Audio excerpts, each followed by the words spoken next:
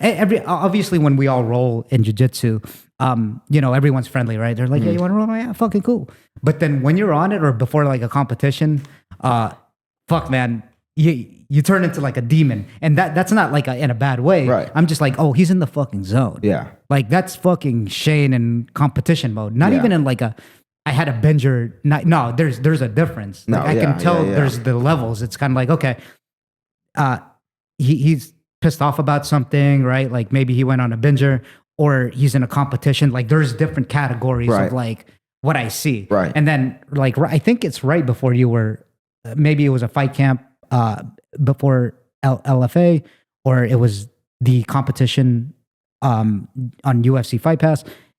Yeah, you're just like a fucking bull. I'm like, oh fuck, man. Yeah. I don't know when to flip that switch. Yeah. Which I still have a problem too, man. It's like I know when to flip the switch, but at the same time, I don't want to be a fucking asshole to my training partners, which is kind of a weird thing. You're not, because I've rolled with you, like as far as when you were in that mode. Yeah. It's not like you were trying to hurt anyone. It's just kind of like, oh, this guy's going. It's not like He's the normal. Let's fucking. I never want to be that fucking, especially being a coach. You never want to be that guy. That's people hate rolling with, or you're just one of those assholes slamming someone on their head, like.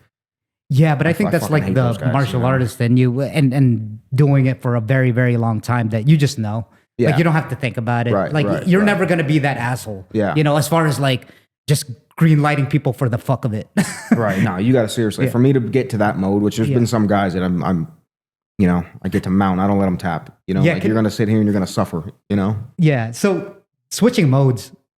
Let's talk about something fun, I guess, right? But I remember when we were at the gym in particular, and I think there's this guy, obviously we don't need to say any names, but he was, I guess, a fighter from what Jerry was saying or someone else was saying, that I think he went too hard and you guys had a little confrontation. Oh, yeah. Do you remember that? Yeah. He's like this tall. I think he was Brazilian or something like that. But he was like a little bit taller. What happened there? Like that was you went to not crazy mode, but then you had to go. You had to like go hard. Yeah, turn it on. So never seen this guy. Came in the gym, right? And I think Jerry rode with him before, or maybe a couple days before, and he was just like, "Yo, kind of watch out for that guy. He's a spaz, Interesting.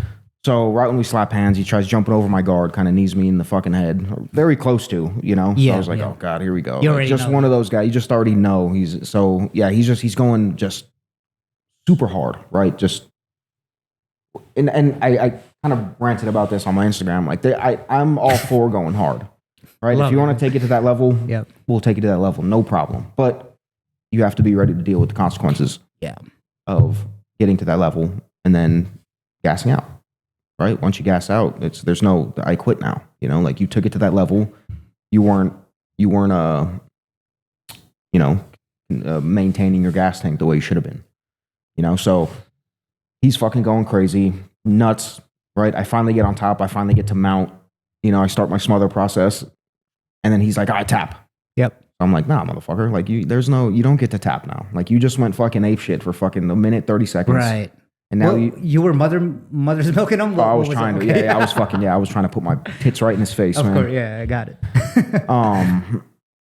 So I get to mount. I'm fucking in the process of getting my shit going. And he's like, no, tap, get off. And I'm like, nah, man, like you don't get to tap from here. Like now you got to deal with the consequences of you being on bottom out now, and you're a fighter. Like what I don't get is like, now you're going to, like if this was a fight, you're going to quit in the fight once you gas out. Like that's not happening, So so I fucking held him, and then he was screaming tap. And I was like, nah, man, like you don't get to tap. He was like, you got to get off me. You got to tap. No. And he had broken English too. So it's like, we were trying to explain to him, like, you can't do that and then just tap. Like mounts, you can't tap from mount. We preach this all the time at the gym, right? Like, granted, I know there's some, you get mother's milk, you can't breathe. I know my sweaty ass. Once I have my rash guard, you're getting waterboarded. Oh, dude, I can understand. There's certain situations, I get it. Yeah. It's still a submission, right? Yeah. But the thing, I didn't even have it fully locked up. It's not like I fully had him in the mother's milk. So. Yeah, he's fucking screaming tap, and I'm like, nah, man, you deal with it now, So and then he starts getting pissed, and then he starts yelling from bottom out, get off me, and then he's making a scene, and then everyone's fucking stopping the rolling, and then they're looking around, and then then we end up getting up, and he's talking more shit, I'm just like, bro, you can't be talking shit. You were just in bottom out quitting, like you don't get to talk shit now, just shut up, Then he just fucking Danny, our boxing coach Danny came on the mat. started talking to him in Spanish, you know, and and he's getting off the mat and he yells, "Fuck you, Jerry." So then I fucking run back to him and I'm like, "Motherfucker, bro, you're not gonna talk shit to my brother." That's crazy that he did that at that gym too. Yeah, I feel like it's just etiquette too. You just don't do that to a gym, right? Like, maybe it's just experience, right? But I would never go to a gym and then go ape shit my first time being there. That's like character assassination. That's like you. Yeah, that's you're gonna. You figure that's an obvious kind of thing to not do. He's a fucking idiot. And then then he's off of me, still talking shit. And then I'm like, bro, well, let's go in the cage. You know, like we can. And then he's like, oh, he starts getting his boxing gloves and like, you know. So I'm like, nah, if we're gonna go in the cage, we're gonna fucking. There's no gloves. Like we're gonna fucking fight, man. Like I'm not fucking here to put on fucking our 16-ounce gloves and shin pads. Oh yeah, we're fighting now. Yeah, we're fighting. Yeah. You know, we're not gonna just stand up. Like I'm gonna take you down. I'm gonna have sex with you, you know? Fucking scary. You little bitch. That's fucking... Yeah, when I was watching that, I was like, oh, Jesus. Like, you know, I was like... Yeah, and I think that's also interesting one where I think where people... Because I've seen it on Saturday sparrings too. And they're fighters. You know, they're pros. Some of them are pros. And psychologically, Danny was talking about it. You know, our boxing coach, and he was saying that people fight just to get a rise out of something, right? Like to have that ego trip a little bit. For sure. And maybe, you know, they have some sort of PTSD that got them into fighting because people fight for different reasons. Right. And I guess we'll never know, but damn, I guess it's a fuck around and find out kind of thing. Yeah, for sure. Right. And it happens all, and like you said, during like pro class, it happens all the time. Like there's certain strikers, you know, that like, you know, let's say one day it's like a Thursday, right? We'll have big glove sparring and little glove sparring. Big glove sparring, it's like there's no takedowns allowed. We're just standing up. So of course all the strikers want to go with the grapplers because we can't take them down, you know? Wait, could you say that again? All the strikers want to go with the grapplers. With the grapplers. Oh, gotcha. Because they can't get taken down, right? So now they were trying to fucking fuck them up, right? But it's like, I've never been the type to shy away from anything, right? If you want to stand up and strike, we could stand up and strike. I don't care. I might not be the best striker, but I'm not afraid to fucking throw down a little bit, you know? But then when MMA rounds come about, now they're ducking and dodging you, you know? And it's not every, I'm not saying this about every striker. I'm just saying there's a certain guys that I've seen from experience at the gym that you know, it happens.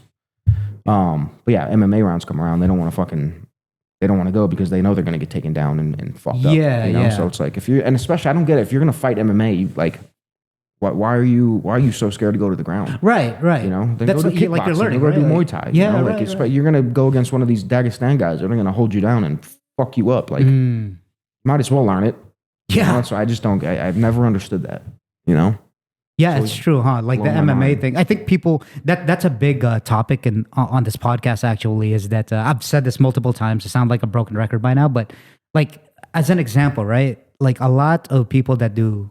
This is what I noticed because I do Muay Thai and the Jiu-Jitsu take your class after, and that's what I noticed is that and great for you know the people that get really competent in like striking because they take in Muay Thai. That's great.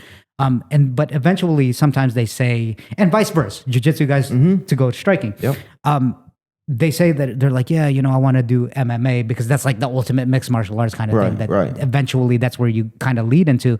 But then a lot of them don't want to fucking grapple. A lot of them don't want to take a jiu-jitsu class because they got, I think what it is it's an ego kind of thing. And they got so good at Muay Thai that they got to start all the way from the bottom in jiu-jitsu. And jiu-jitsu, I'm not faking the funk. When you start jiu-jitsu, it fucking sucks as far as like getting smashed and stuff. It sucks. It's terrible. It's terrible. Yeah. But so is striking. Yeah. You know, 100%. With striking, a lot of people think about like the knockouts and stuff like that. When I go with pros, like say you know, David and these other guys at Sparring, Marab, you know, I've been fortunate enough to go with him. Yeah. Oh boy, man. They talk about taking you in deepest oceans, quote unquote, you know, in jiu-jitsu. I think that's to say that you're drowning. Try sparring like a fucking pro that just will hit you with like 40% of what he got and angles you out. Oh my God. Like, it sucks. Yeah, you can't get out. You're sucks, trying to like exit out of the corners and stuff. And then he's just keeping you there. He'll head kick you if you go to the right. Like ripping your legs apart. It sucks. Yeah. But back to my point, I think that's what it is. Like back to your point. You don't want to get taken to, well, you're doing MMA, right? Well, if you want to do MMA, at least take 2 or 3 classes of jiu-jitsu. Right, you got to learn something, you know? Even just doing like pro classes. There's a lot of like pro guys that are in the at the gym, and they don't want to do that like our jiu-jitsu class, you know. And it's right. Which is it's crazy to me because I feel our style of jiu-jitsu is so good for MMA. Yeah, that's a great point. You know?